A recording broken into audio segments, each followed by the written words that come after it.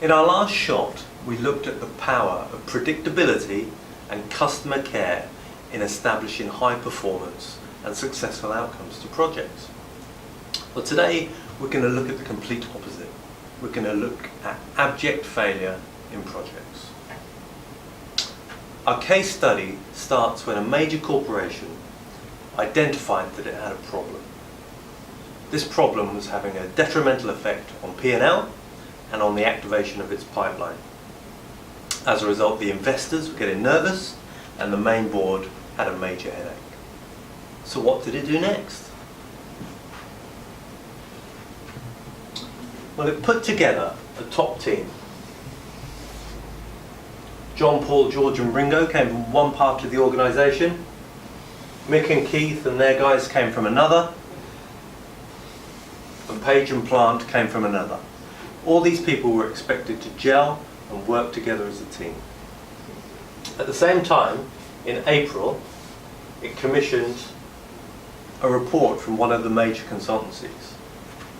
It was produced at great cost, but also under great time pressure. And then there was a kick-off meeting in May. And what you can see from the time spent in May is that some people committed less than others. Other people had fires to fight on other projects, and generally the pre-work wasn't done to make that kick-off really meaningful.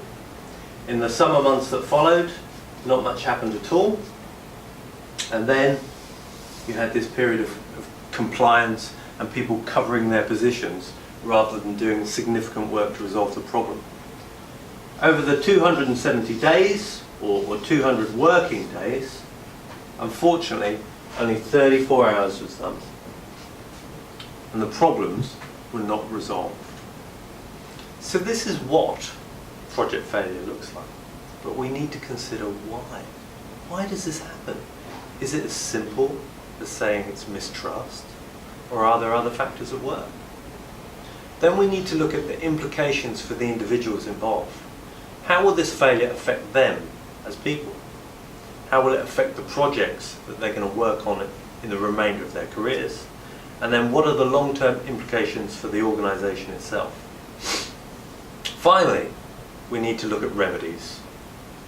How are we going to solve this? How are we going to get to grips with project failure?